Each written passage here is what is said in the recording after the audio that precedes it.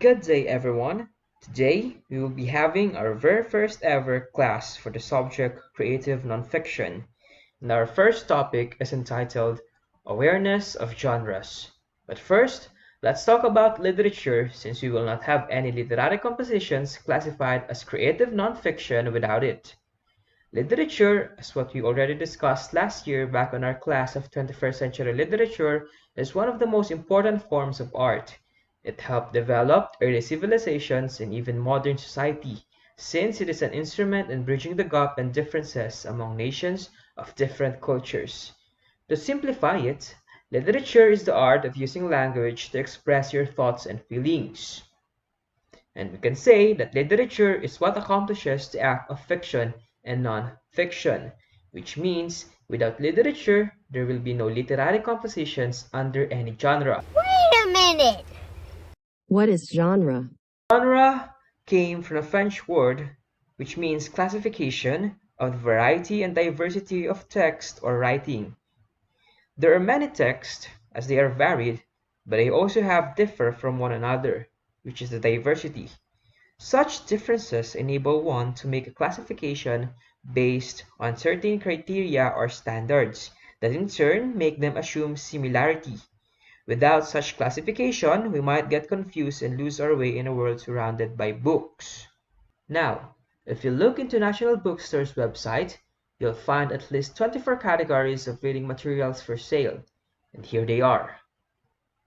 We have art and photography, entertainment, new age, teens, biographies and memoir, fiction and literature, parenting and families, textbook, reference, food and drinks, history and culture, magazine, ebooks, etc.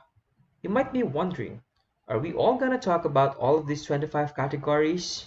Well, the answer is a no. Just what I told you earlier, our topic is all about genres.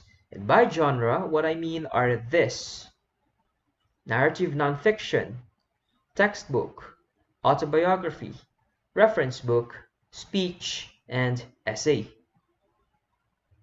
Now, let's talk about this one. What would happen to you if you went to the bookstore and the books were not classified according to genre? I'm going to give you at least 10 seconds to think about your answer. 1, 2, 3, 4, 5, 6, 7, 8, 9, and 10. I do hope that you already have your answer. Now, if it was me who came into that bookstore without any classification whatsoever of the books, then I would find it to be quite difficult to find the book that I've been looking for.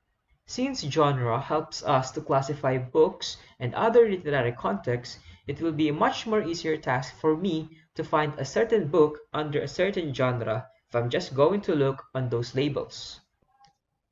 Genre is like a map that helps us navigate a world of words. It does this by helping us find what we want to read and by letting us know what to expect from what we are reading. If you enter a building without knowing what is inside, you might be confused if someone suddenly hands you a menu. But if your map tells you that the building is a restaurant, then you would know what to expect. Writers write on a particular goal. The genre aids in accomplishing that goal, and readers further confirm the goal of the writers. Let us take the example of letters. All letters are basically a written message addressed to a specific person.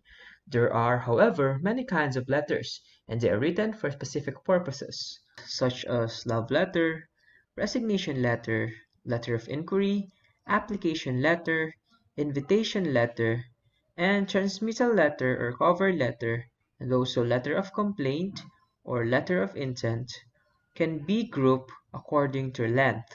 It's either short or long. We can also classify them according to nature, such as either personal or business. Under the personal are those of love letter and letter of invitation, while on the business, you may take the examples of intent letter and transmittal letter. Genre likewise identifies and classifies the reader. Genre shapes the writer's writing habits in order to fulfill the reader's expectations. As a writer, you need to pay extra attention to what you are reading and observe how the writer has used the language of a genre to weave words. Reading not only makes you a better reader, it would also make you a better writer. And since one of the goals of our subject is to transform you guys to become a writer, I'm expecting each and every one of you starting today to discover and develop your reading skills, since reading is the first step in writing. How can we say that? Let's take note that as you read, you can observe how the writer has organized his or her written work or how its contents are expressed. You became a better reader because you understand how each word or sentence was arranged and put together. In short, reading is for writing, and writing is for reading. There are also two genres or kinds of words, the literal and the figurative. A literal word means exactly as it says. It is factual and does not involve fashioning or fabricating. Definition of words in the dictionary are generally literal. The dictionary defines the apple as a round, yellow, or green edible fruit. In figurative words, the apple can lose its fruity character. The saying, an apple a day keeps the doctor away, refers not to the fruit itself, or of sending the doctor away, but to the belief that it promotes good health. It does not mean that your eyes have been appled when telling someone, you are the apple of my eye. It means that someone is very special to you. Non-literal language is figurative, or the transfer of different meaning to a literal word. It is like a word painted to make us see something that literal language would not make us see. The dictionary definition of the apple does not make us see the apple could mean being special, having good health, or being under God's protection. Literal or factual words may not capture accurately what we wanted to say. For instance, journalists covering the 2014 World Cup in Brazil resorted to literary language, describing the fervor and excitement of pervading the game. They all used the term football fever in Brazil, even though probably there was no one sick or having a fever. There should be no conflict between literal and figurative language. They are very much linked together. In fact, it is the literal language that makes us turn to figurative or metaphorical language. But why we use figurative language? When we want to tell something, we have to deal with a fundamental weakness of language. It lacks perspicuity, according to the British Australian philosopher Ludwig Wittgenstein. Words we use are not transparent or clear enough to make precise and clear cut of what we want to say. What does the phrase green thumb really mean? Instantly, you can picture in your mind a thumb painted green. The way people use this phrase, however, is different. One with a green thumb is a person with an exceptional ability to grow plants successfully. The person's thumb is not green at all, literally speaking. If he or she happens to have a green thumb after dipping it into the paint, then it is indeed a literal green thumb. In this context, you see the interplay between the literal and the metaphorical. In one context, the literal is true, but in another, it might be inappropriate. Another example of this is for the tying the knot, which have the literal meaning of fasten or fastening or securing a knot. However, when we say tying the knot, and if you think of it in a figurative way, then it could also mean getting married. Another example, and last one, is the flea and the flea market, having the literal meaning of external parasite that belongs to a group of blood-sucking insects. We all know what a flea is. However, when we say flea and flea market on a figurative context, it is a bazaar or a place where a lot of stuffs are being sold. All in all, we can say that genres were created as a mean to give labels and differentiate literary pieces apart. Do you agree on that? Because I do really agree on that. And we can say that genre is there to help us give labels on the things that must be given labels. And let's all remember, let's be accountable enough to put labels on our relationship in our lives.